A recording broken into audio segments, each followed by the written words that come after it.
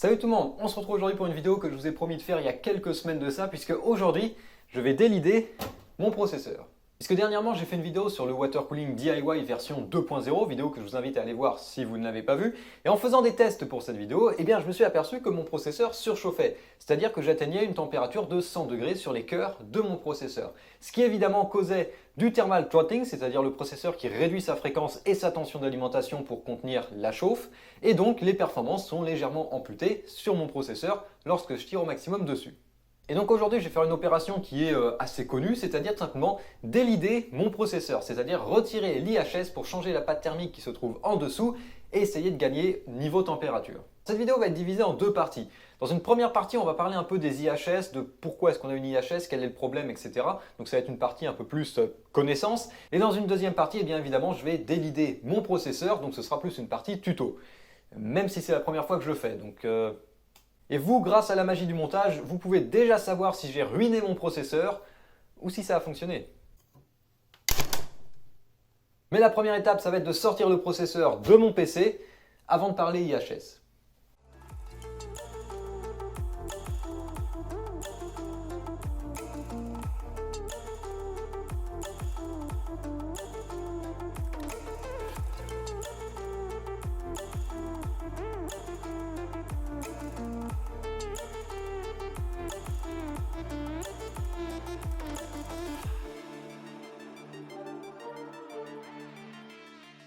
Ok, donc on se retrouve pour parler un peu IHS et DLID. Pour ceux qui voudraient sauter cette partie de la vidéo, je vous mettrai le timing en bas à gauche pour que vous puissiez zapper tout ça et passer directement à l'action. Mais pour ceux qui veulent en savoir plus sur les IHS et le DLID, je vous invite à regarder ce qui va suivre. Alors j'ai sorti une petite sélection de processeurs pour m'aider un petit peu à illustrer ce que je vais raconter, en espérant que ça puisse aider, puisqu'on va parler IHS et vous pouvez voir qu'ici on a des processeurs qui ont une IHS et d'autres qui n'en ont pas. Donc on va voir un petit peu tout ça. Donc tout d'abord, qu'est-ce qu'une IHS? Commençons par la base. L'IHS, donc c'est un acronyme anglais, ça veut dire Integrated Heat Spreader, c'est-à-dire généralement ce qu'on traduit en français par dissipateur thermique intégré. En réalité, on pourrait plutôt traduire ça par étaleur thermique intégré, puisque l'idée d'une IHS, c'est d'augmenter la surface de contact entre le processeur et votre système de refroidissement en étalant la chaleur émise par celui-ci. Alors juste avant ça, pour qu'on soit un petit peu tous OK sur les différents éléments d'un processeur, un processeur donc c'est composé tout d'abord d'un circuit imprimé qu'on appelle généralement PCB, et ce circuit imprimé c'est tout simplement une carte électronique banale, et ça permet de faire l'interface avec les pins qui se trouvent derrière ou les plots de contact. Dans le cas des processeurs LGA, c'est simplement pour faire contact ensuite avec la carte mère et le socket. Et donc on retrouve cette partie circuit imprimé sur lequel on trouve ensuite la puce en elle-même. Alors cette puce, on l'appelle généralement die, et c'est la puce en silicium en elle-même. C'est là que sont contenus les millions, et maintenant milliards de transistors qui font que votre processeur fonctionne. Et enfin, au-dessus de cette puce, on va trouver ce que l'on appelle l'IHS, tout simplement la plaque en métal qui se trouve sur le processeur. Tous les processeurs de bureau sont aujourd'hui équipés d'IHS, c'est pas le cas des PC portables. Par exemple ici j'ai un processeur de PC portable, un Core i5 de PC portable. Vous pouvez voir que les die, parce qu'on en a deux ici, on a le processeur et le GPU, enfin la partie graphique intégrée. Vous pouvez voir donc que les die ne sont pas couverts par une IHS, tout simplement parce que dans un PC portable on essaye de gagner au maximum en termes d'épaisseur, donc on n'a pas d'IHS sur la plupart des processeurs de PC portable. Donc comme j'ai dit, l'IHS c'est la plaque qui se trouve sur le processeur. Cette plaque elle est en cuivre, alors ça se voit pas comme ça parce qu'elle est gris-argent, tout simplement parce que c'est du cuivre nickelé, c'est-à-dire recouvert d'une couche de nickel. L'intérêt de mettre du nickel, c'est tout simplement que par rapport au cuivre, le nickel ça reste toujours nickel, dans le sens où ça s'oxyde pas. Donc dans le cas d'un processeur, on ne veut pas évidemment que le cuivre s'oxyde parce que ça altérerait tout simplement le transfert thermique, donc le cuivre est recouvert d'une couche de nickel. Comme je l'ai dit, l'idée d'une IHS c'est d'étaler la chaleur, puisque donc sous l'IHS on va trouver tout simplement le die. Donc ici on a quasiment deux processeurs qui sont identiques, l'un avec une IHS et l'autre que j'ai décapsulé il y a déjà pas mal de temps. Donc le die, la puce en elle-même, c'est elle qui émet toute la chaleur. Or sa surface elle est assez limitée, on a seulement quelques centimètres carrés. Et si on mettait en contact directement ces quelques centimètres carrés avec un système de refroidissement, il y a des chances que la surface soit pas suffisante pour que toute la chaleur puisse passer. Donc en rajoutant une IHS, on va tout simplement rajouter surtout une surface de contact bien plus importante avec notre système de refroidissement. Et donc la chaleur va passer du die vers l'IHS et de l'IHS vers le système de refroidissement. Petit aparté quand même, mais sur les anciens processeurs, ici on a par exemple un Pentium 3 et un AMD Athlon XP, c'est des processeurs qui ont maintenant presque 20 ans. Sur ces anciens processeurs, on n'avait pas d'IHS, à l'époque ça n'existait pas encore, et on installait directement le système de refroidissement en contact avec le die. Alors ça marchait très bien parce que ces processeurs-là chauffaient beaucoup moins que les processeurs modernes, donc c'était suffisant. Mais également une deuxième raison pour laquelle les IHS sont apparus, c'est un peu à cause d'AMD et de ces Athlon XP. Puisqu'à l'époque, les systèmes de refroidissement étaient un petit peu différents d'aujourd'hui, et chez AMD, le système de référence, en tout cas, venait s'installer avec une espèce d'agrafe métallique qui se clipsait de chaque côté du socket. Et beaucoup de gens ont détruit leur processeur en installant ces systèmes de refroidissement parce que c'est assez compliqué à mettre. L'agrafe serre énormément sur le processeur, en plus il faut la mettre avec un tournevis ou avec une pince, enfin c'est assez compliqué. Et donc beaucoup de gens en installant leur système de refroidissement forçaient un peu trop sur le processeur où il y avait un coin sur lequel il y avait trop de pression d'appliquer et venaient de simplement fryer le die, c'est-à-dire casser un coin du die ou fissurer la puce. Parce que je rappelle que c'est du silicium. Le silicium c'est à peu près comparable à du verre. Donc quand vous avez une petite lamelle qui fait 1 mm d'épaisseur et qui est aussi fragile que du verre, forcément c'est quand même assez facile à casser. Alors qu'avec une IHS qui est en cuivre, il n'y a plus aucun danger pour le processeur. Alors il y a toujours du danger évidemment de l'autre côté avec les pins, mais en tout cas il n'y a plus aucun risque d'abîmer le die en installant un système de refroidissement.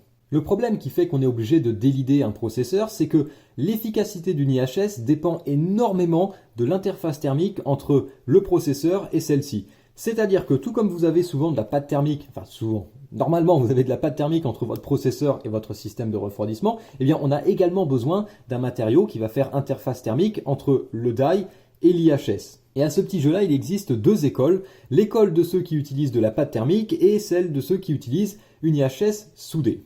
Alors dans le cas des processeurs qui ont de la pâte thermique, eh bien la pâte thermique est tout simplement appliquée sur le die et ensuite l'IHS est posée sur le processeur et donc on a tout simplement une épaisseur de pâte thermique entre le die et l'IHS. C'est elle qui assure que le transfert thermique soit correct. Le problème, c'est que le transfert thermique, justement, va être extrêmement dépendant de la qualité de cette pâte thermique. Et dernièrement, particulièrement sur les processeurs Intel, eh bien, la qualité de la pâte thermique, c'est pas vraiment ça. Et donc, la chaleur ne peut tout simplement pas correctement passer du die à l'IHS et donc pas correctement s'évacuer du processeur. Puisque donc la deuxième solution, c'est de souder l'IHS. Et c'est ce que faisait Intel il y a déjà quelques temps. Avant de passer à la pâte thermique, ils soudaient les IHS. C'est le cas également de tous les processeurs AMD depuis déjà un paquet d'années. Tous les processeurs AMD ont des IHS soudés. Tous les Ryzen, ce sont des IHS soudés. Alors quand on dit qu'une IHS est soudée, c'est tout simplement parce que entre le die et l'IHS, au lieu d'avoir de la pâte thermique, eh bien on trouve de l'indium. Alors l'indium, c'est un métal. Il fait partie des métaux en voie de disparition, c'est-à-dire que les réserves d'indium sur Terre commencent à être un petit peu limitées, donc son prix augmente et a déjà pas mal augmenté ces dernières décennies. Et l'indium est assez particulier. C'est un métal qui est mou à température ambiante. Sa température de fusion est aux alentours des 160 degrés, 156 degrés je crois.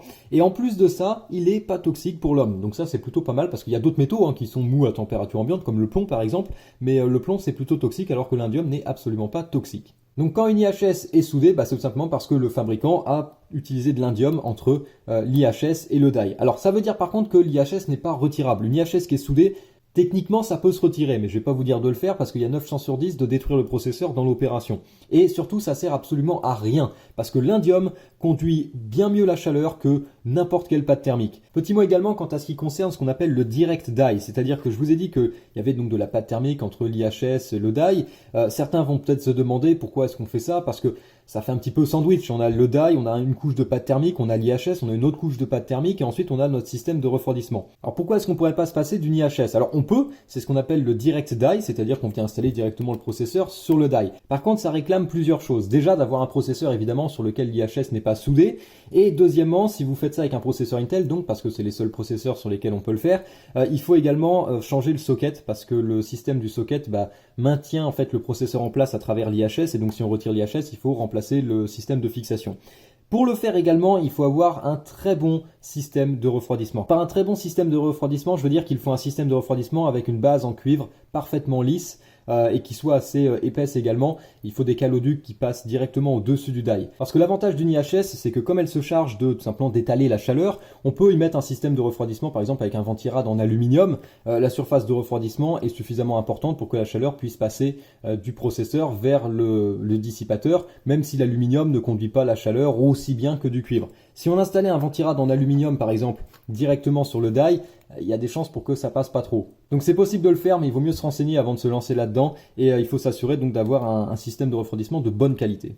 Alors je vous ai dit qu'il n'y avait aucune pâte thermique qui soit aussi bonne en matière de transfert thermique qu'une IHS soudée. C'est pas totalement vrai, mais en même temps c'est pas vraiment de la pâte thermique non plus. Et c'est ce qu'on va utiliser dans cette vidéo et c'est ce que je vous recommande si vous délidez votre processeur, c'est d'utiliser du métal liquide. Et en matière de pâte thermique métal liquide, la seule quasiment qui existe, c'est la Conductonaut de chez Thermal Grizzly. Donc c'est ce que je vais utiliser juste après sur mon processeur. Et donc le métal liquide, c'est vraiment du métal liquide, c'est-à-dire que c'est un alliage de différents métaux qui sont liquides à température ambiante et donc qui vont très bien conduire la chaleur entre le die et l'IHS. Alors les métaux qui sont utilisés dans la Conductonaut, il y a normalement de l'étain, de l'indium et du gallium. Donc on peut voir au dos que la conductivité thermique est de 73 watts par mètre Kelvin, ce qui est pas mal. Alors c'est sûr que ça va peut-être pas parler à tout le monde, mais sachez que la plupart des pâtes thermiques généralement tournent entre 10 et 20 watts par mètre Kelvin. Donc 73 c'est très bien. Pas aussi bien que l'indium, l'indium est dans les 80 watts par mètre Kelvin il me semble. Donc c'est pour ça qu'une IHS soudée c'est souvent mieux encore que de la Thermal Grizzly Conductonaut, mais c'est déjà beaucoup mieux que n'importe quelle pâte thermique. Maintenant, on se retrouve pour la partie 2 de cette vidéo, la partie un peu plus tuto délide, où je vais délider mon processeur. Et dans mon cas à moi, il s'agit de mon Core i7 8086K, donc je vais essayer de délide sans détruire. Donc gardez en tête que c'est une opération qui peut être un petit peu dangereuse, c'est-à-dire qu'il y a toujours une chance de détruire son processeur, ça peut malheureusement arriver si on fait un peu mal les choses. Donc si vous ne vous sentez pas en mesure de le faire, ne le faites pas, ou alors confiez ça à quelqu'un d'autre. Il y a des services ou il y a des gens sur internet qui peuvent vous proposer de délider votre processeur pour pas très cher. Évidemment, pour cette opération, il va falloir 2-3 trucs, à commencer par un processeur qui soit délidable. Alors, je vais pas faire la liste de tous les processeurs sur lesquels on peut enlever l'IHS, mais sachez que ces dernières années, ça concerne les processeurs Intel de 6e, 7e et 8e génération, ainsi que les processeurs Intel de 9e génération non K. Donc tout ce qui est 9600K, 9700K, 9900K, il n'y a pas d'histoire de délide, l'IHS est soudé. Chez AMD, tous les processeurs Ryzen sont soudés. Renseignez-vous avant de vous attaquer à un processeur AMD parce qu'il n'y en a vraiment pas beaucoup qui sont avec de la pâte thermique. Donc on va avoir besoin d'un processeur, on va évidemment avoir besoin d'un outil. Donc pour ça, il existe tout un tas d'outils, je mettrai évidemment des références dans la description. Ça va en gros de 25 à 50 euros. Par contre, si vous avez une imprimante 3D, et c'est mon cas, on va pouvoir fabriquer un outil de délide en impression 3D. Alors je ne sais pas ce que ça va donner, ça va être aussi un test pour ça. Mais donc j'ai trouvé celui-là sur Thingiverse, le lien sera évidemment dans la description. Il y a seulement 2 pièces à imprimer, et puis après il vous faut une pièce de 1 centime, un écrou M8 et puis une tige filetée ou quelque chose qui est un filetage M8. J'ai trouvé cette tige chez moi, enfin, je ne sais pas exactement comment appeler ça, mais ça a l'air un peu pratique, ça fait un peu poignée, donc c'est ce que je vais essayer d'utiliser pour délider mon processeur. Le processeur est évidemment au milieu. La plupart des outils actuels reposent sur le principe d'arracher l'IHS, c'est-à-dire qu'on bloque le processeur, on pousse l'IHS jusqu'à ce que la colle finisse par lâcher. J'ai amélioré un petit peu puisque ensuite on va avoir besoin de recoller l'IHS et donc j'ai dessiné et imprimé ce truc-là. Donc il va venir se glisser sur le rail qu'on a ici. Donc évidemment il faudra enlever le chariot là avant et ça va permettre en fait de presser l'IHS pour la recoller et qu'elle soit donc parfaitement recollée sur le processeur. Donc c'est un petit supplément que j'ai conçu et dessiné. Si ça marche plutôt pas mal, eh bien je mettrai le lien dans la description également. Ensuite, donc on va avoir besoin de pâte thermique, puisque je rappelle que le délite, ça consiste à changer la pâte thermique entre l'IHS et le processeur, donc on va la remplacer par une autre pâte thermique. Vous pouvez utiliser n'importe quelle pâte thermique, mais évidemment on va privilégier quelque chose de qualité, sinon ça sert à rien de faire cette opération.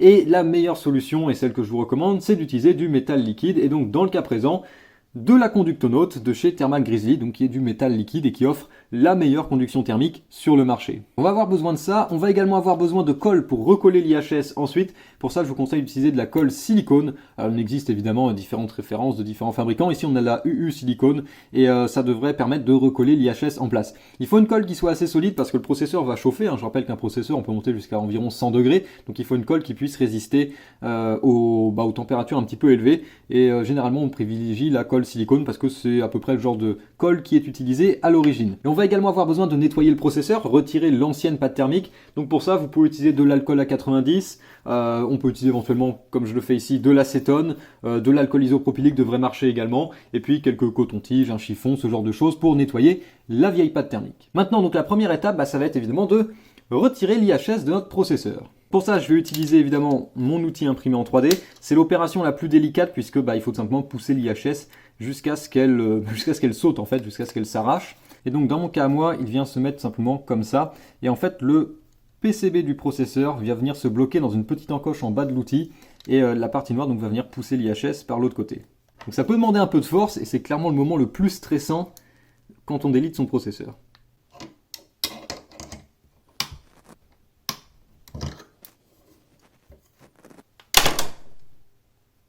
Je crois qu'on est bon après de longues et stressantes minutes. Attendez un peu. Oui, alors la pièce est un peu rongée. À mon avis, mon centime, c'est la fin. Mais, vous l'avez vu et certainement entendu. Oh! Et là voilà! Une IHS retirée. C'est dingue comment un processeur devient hyper fin et hyper fragile sans son IHS. Donc gardez ça bien en sécurité. L'emballage d'origine est sans doute le meilleur endroit où le stocker. Et ensuite, on va pouvoir un peu attaquer l'IHS, commencer par nettoyer la pâte thermique. Donc voilà ce que ça donne une fois délidé. On peut encore voir qu'il reste un petit peu de colle, mais ça se voit juste à la caméra, quasiment plus à l'œil nu. Il n'y a plus de relief. Et le die est également nettoyé. Petit conseil, utilisez quelque chose comme une carte de crédit, une carte de fidélité pour retirer la colle sur le processeur ou sur l'IHS. Ça marche super bien. Et ensuite, vous pouvez nettoyer avec un chiffon et de l'acétone. Ça dissout un petit peu les résidus qui restent. Et pour la pâte thermique, tout simplement des cotons-tiges, de l'acétone pareil, ça s'en va très bien. Maintenant, on va pouvoir mettre ça de côté pour passer à la phase numéro 2. Où il va falloir remettre de la pâte thermique. Donc comme j'ai dit, je vais utiliser de la Thermal Grizzly Conductonaut, donc du métal liquide, mais il y a quand même quelques précautions à prendre. Parce que si vous utilisez de la pâte thermique classique ou même de la pâte thermique de chez Thermal Grizzly, puisqu'ils n'ont évidemment pas que la Conductonaut, bon bah c'est assez classique, un coup de pâte thermique, l'IHS, c'est bon. Le métal liquide en revanche, c'est un petit peu différent. Et vous remarquerez notamment que ça vient avec un gros warning, parce que le métal liquide, je l'ai dit dans la première partie de cette vidéo, ça contient de l'étain, de l'indium et surtout du gallium. Et le gallium dissout l'aluminium, donc n'utilisez surtout pas de Thermal Grizzly Conductonaut à proximité d'aluminium. Dans le cas présent, ça va, l'IHS est en cuivre, elle est recouverte de nickel et le die est en silicium, donc pas de problème. Mais si vous utilisez de la Thermal Grizzly entre votre processeur et votre système de refroidissement, vérifiez bien que celui-ci soit en cuivre et pas en aluminium. Également, deuxième chose, comme je dis, c'est du métal liquide, donc ça conduit l'électricité. Donc faites très attention, ne faites pas comme certains. Very carefully put. Parce que si vous en mettez à côté, bah, ça peut faire court-circuit. Alors sur les processeurs Intel récents, ça va parce qu'il n'y a quasiment rien autour du processeur. Il y a juste quelques petits points de contact ici qu'il va falloir éviter de mettre en court-circuit. Mais si on prend d'autres processeurs, comme par exemple celui-là, on a tout un tas de petits condensateurs autour des die qu'il faut évidemment éviter de court-circuiter. Donc il y a des infos qui sont données avec la Thermal Grizzly en anglais et en allemand. Donc c'est pas très compliqué. Et on a également de quoi nettoyer le processeur, donc c'est ce qu'on va faire. Ça permet de donner un petit coup donc sur le die et sur l'IHS pour s'assurer que les deux surfaces soient parfaitement propres. Maintenant, on va pouvoir appliquer la Conductonaut sur le die. On va également mettre un petit peu sur l'IHS. Il faut tout simplement déposer une goutte au milieu et l'étaler avec les sortes de coton-tiges qui sont fournis avec la Conductonaut. Il y a également un embout extrêmement fin pour la seringue qui va permettre de déposer une petite bille au centre, très délicatement. Donc quand on dit que c'est du métal, c'est vraiment du métal. Comme j'ai dit, on peut en appliquer un peu sur le dos de l'IHS. Dans mon cas, je préfère essayer de simplement d'en appliquer un peu plus sur le die. Vous voyez qu'on a un peu de tension de surface. Alors, ça paraît un peu gros comme ça parce qu'il y a des reflets, mais en réalité, la couche est quand même assez fine. Quand on va poser l'IHS, ensuite, ça va s'étaler. Comme j'ai dit, il n'y a pas de composants sur le processeur vraiment à court-circuiter. Donc, même si ça coule un petit peu sur les côtés, ça ne devrait pas être trop grave. Donc après ça, on peut mettre le processeur de côté dans un endroit où ça risque rien. Et on va pouvoir recoller l'IHS. Donc on va appliquer en fait un petit cordon de colle autour de l'IHS. Dans le cas de la colle UU, il y a un embout qui est fourni avec un trou assez fin au bout. Donc on va pouvoir essayer comme ça d'appliquer une très fine couche de colle sur le pourtour de l'IHS. Faut pas en mettre de trop parce que je rappelle qu'on va ensuite coller ça contre le PCB et l'épaisseur va être extrêmement fine. Donc il faut pas en mettre de trop, sinon ça va déborder, ça va faire quelque chose de pas joli. Également, je ne sais pas si vous avez remarqué quand j'ai retiré l'IHS, mais il y a un endroit sur le tour de l'IHS où il n'y avait pas de colle. En gros, il y avait un trou qui permet tout simplement à l'air à l'intérieur de l'IHS de ne pas se retrouver emprisonné. Parce que quand le processeur va chauffer, cet air va chauffer également, va se dilater. Et si on ferme l'IHS hermétiquement, on va créer de la pression. Donc il faut laisser un petit trou pour éviter la formation de pression sous l'IHS. Et certains disent également que ça peut être utile pour la condensation. Ensuite, donc, on va pouvoir réappliquer l'IHS sur le processeur. Donc la plupart des outils qui permettent de délider les processeurs permettent aussi de réinstaller l'IHS. Donc dans mon cas, avec mon bricolage, il faut que j'enlève le chariot pour délider le processeur. Donc ensuite, je vais pouvoir donc prendre mon outil, prendre mon processeur, faire attention à bien le placer dessus, sans renverser trop de métal liquide à côté. Voilà, une fois que le processeur est bien posé dedans, on va pouvoir réinstaller l'IHS. Il faut venir poser l'IHS pile là où elle était, à peu près. Et donc on va pouvoir appliquer de la pression sur l'IHS pour la pousser contre le processeur. Pas trop non plus parce qu'il faut évidemment pas plier le PCB, sinon on risque de péter le processeur. Ce serait con, c'est quand même la dernière étape. Et donc on peut laisser comme ça l'IHS appuyer sur le processeur pendant le temps qu'il faut pour que la colle sèche. Donc certainement quelques dizaines de minutes. Et ensuite il n'y a plus qu'à réinstaller le processeur et savoir si on l'a détruit ou pas. Et me revoilà pour vous dire que l'opération s'est bien passée. J'ai remonté mon processeur dans mon PC et il fonctionne toujours. Et donc ça va me permettre de vous donner quelques conseils supplémentaires concernant le délide et quelques retours. Tout d'abord, les outils pour délider son processeur imprimé en 3D, ça fonctionne. Et si vous avez un processeur à faire, pourquoi pas, vous pouvez économiser 25 €. Le problème, c'est que c'est quand même pas génial et surtout, c'est pas forcément ce qu'il y a de plus durable. Donc si vous comptez faire ça sur plusieurs processeurs, votre processeur, le processeur de vos amis, ou si vous n'êtes pas trop sûr de votre coût, je vous conseille d'acheter un vrai outil pour délider son processeur. Deuxièmement, ne mettez pas trop de colle quand vous recollez l'IHS. J'en ai mis un petit peu trop tout à l'heure et ça a un petit peu débordé, c'est pas ce qu'il y a de plus joli, mais enfin bon, au moins l'IHS tient en place. Pour ce qui est du temps de séchage, j'ai attendu 1 heure et ça avait l'air d'être déjà plutôt bien collé, donc au bout d'une demi-heure, ça doit déjà pouvoir être bon. Et évidemment, ça dépend de la colle que vous avez utilisée. Et troisièmement, soyez prudent avec le métal liquide. Je rappelle que pas de métal liquide en contact avec de l'aluminium et allez-y doucement sur la seringue. D'ailleurs, je rappelle que vous n'êtes pas obligé d'utiliser du métal liquide. Il existe d'ailleurs de très bonnes pâtes thermiques, notamment de chez Thermal Grizzly, qui peuvent parfaitement faire le boulot, qui sont en plus de ça moins chères et sans les risques du métal liquide. Maintenant, vous êtes certainement intéressé par les résultats. J'ai évidemment fait un test avant de délider le processeur et un test après le délide, dans des conditions à peu près similaires pour pouvoir comparer les résultats, et c'est pas trop mal. Avant de délider le processeur, j'avais des températures qui atteignaient les 100 degrés, pas de surprise, comme dans la vidéo sur le water cooling DIY. Donc les cœurs qui montent à 100 degrés et du thermal throttling qui vient amputer les performances. Maintenant, après avoir délidé le processeur, et je donne une petite information supplémentaire, c'est que j'ai également utilisé du métal liquide entre le processeur et mon système de refroidissement. Il m'en restait, donc j'en ai mis également à ce niveau-là. Les températures ont diminué d'une dizaine de degrés.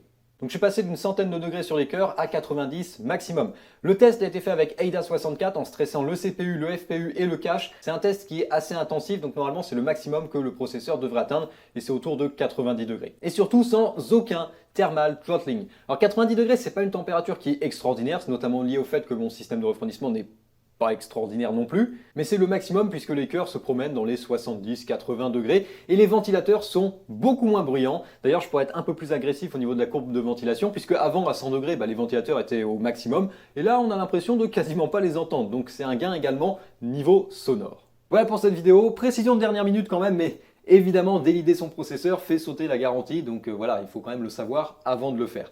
Si vous voulez faire la même chose, je mettrai des liens dans la description pour que vous puissiez retrouver les différents outils que je vous recommande ou que j'ai utilisés, pâte thermique et compagnie. C'est pas très difficile à faire, mais c'est un petit peu stressant, mais dans certains cas, ça peut valoir le coup. Donc voilà pour cette vidéo. Si vous l'avez aimé, n'hésitez pas à la liker, n'hésitez pas à commenter si vous avez des choses à dire, n'hésitez pas à aller faire un tour sur youtube.io/goodwin, le lien est dans la description pour soutenir la chaîne. Quant à moi, j'ai rien à ajouter, donc je vous dis salut à tous et à la prochaine.